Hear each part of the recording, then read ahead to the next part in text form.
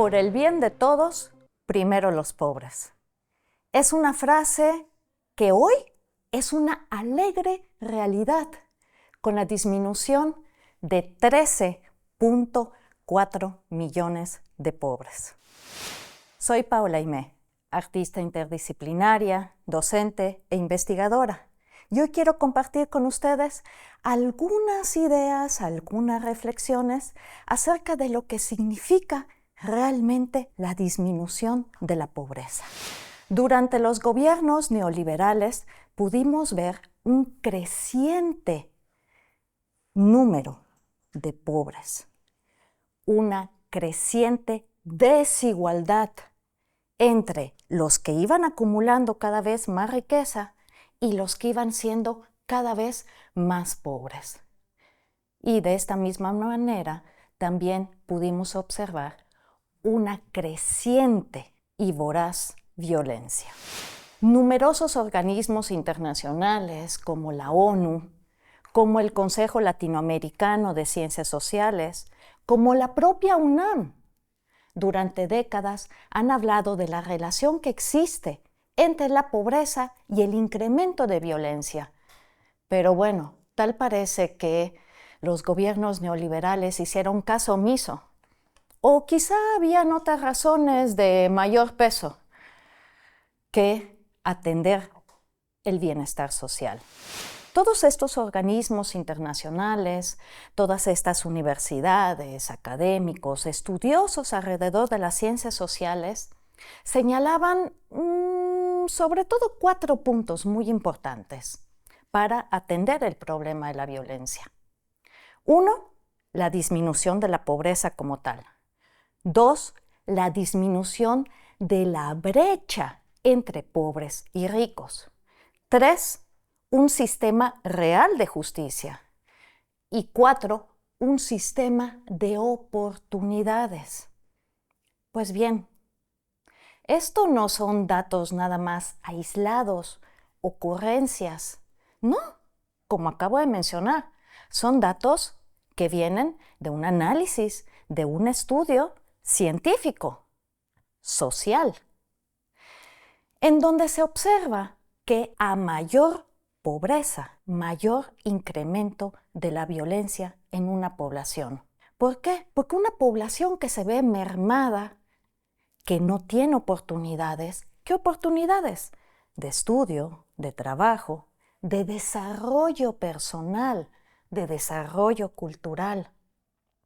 Pues bueno, es una población vulnerable, una población que queda descuidada, pero no nada más eso, sino una población que en el caso de México y de muchos otros países latinoamericanos y del mundo, una población que queda vulnerable, expuesta a muchos grupos del crimen organizado.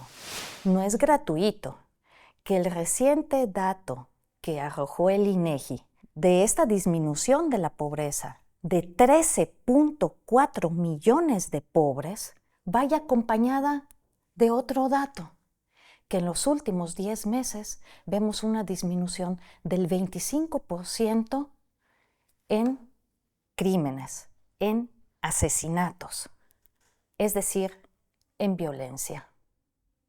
No es gratuito. No es gratuito tampoco, no es algo sacado de la fantasía, es parte de un proyecto político, de la 4T, un proyecto político acompañado de una postura ética que conocemos como el humanismo mexicano, que está enfocada en atender las causas, en procurar un bienestar social.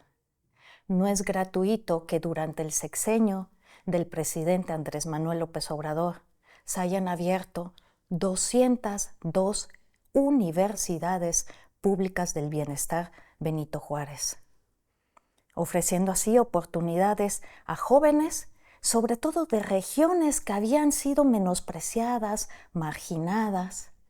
No es gratuito esta disminución de la violencia y de la pobreza cuando vemos que también Todos estos programas como la construcción del Tren Maya, el aeropuerto, o mejor dicho, los aeropuertos, fueron fuentes de trabajo para miles de personas. Es una hazaña, porque no nada más se trata, porque sí, de la disminución de la pobreza y de la disminución de la violencia. Es una hazaña porque además nos vimos atravesados como humanidad por una pandemia que sumergió a la peor crisis económica a nivel mundial. Y aún así, millones de mexicanos salieron de la pobreza. Quedó más que comprobado que atender las causas es atender también el fenómeno de la violencia. No podemos dejar al olvido todas las atrocidades que se cometieron en el pasado. No podemos olvidar todas las injusticias que se cometieron, porque en el momento que empecemos a olvidar, en ese momento corremos el peligro de repetir esos errores, de volver a ser engañados, como hicieron los gobiernos pasados. No es de a gratis que estas 4 medidas que estuvieron señalando muchos organismos internacionales para combatir la pobreza hayan sido tomados en cuenta por la Cuarta Transformación. De esta manera tenemos que se atendió la disminución de la pobreza. 2, que hubo una mayor distribución de la riqueza al disminuirse esta brecha entre ricos y pobres. 3, al haber un profundo cambio en nuestro sistema judicial, cuando hicimos historia y votamos por primera vez para elegir a jueces, magistrados y ministros que conformarán el nuevo Poder Judicial. Y no fue inventado también que se atendieran las causas, abriendo programas que realmente dieran oportunidades a niños, a jóvenes, a adultos, a estudiar, a tener fuentes de trabajo. Todo esto, vemos los resultados hoy en día. Hay mucho por hacer, muchísimo. Quedan muchos pobres por los cuales seguir luchando y por los cuales no podemos decir que todo está hecho. No, necesitamos mucha más 4T. Necesitamos seguir fortaleciendo y trabajando para seguir disminuyendo la pobreza. México no es el único país que sufre violencia. Tenemos ahí el claro ejemplo de lo que está sucediendo en Gaza. ¿Y por qué lo saco a colación? Porque sí, la pobreza es un factor muy importante para el desarrollo de la violencia. Y hay otra cara que podemos olvidar, la ambición desmedida por el poder, por la acumulación de riqueza, que va acompañada del tema anterior y que también genera violencia. Violencias a grandes escalas como son las guerras o el genocidio que estamos viendo hoy en día. Así que el humanismo mexicano, hoy más que nunca, está sentando un precedente a nivel internacional. Sí, aunque todavía existan detractores que no quieren aceptar la realidad y que siguen viviendo en una fantasía. Bueno, pues es que la pobreza se da en muchos factores. No nada más está relacionada con la economía. También hay pobreza moral y pobreza ética. Pero ese es otro tema.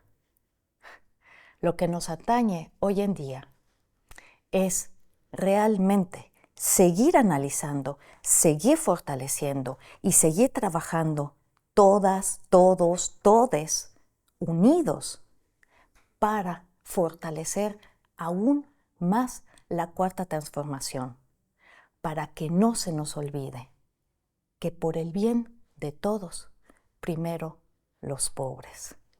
Hoy, el humanismo mexicano es una realidad. Es una realidad que orgullosamente podemos compartir con el mundo. Gracias por acompañarme.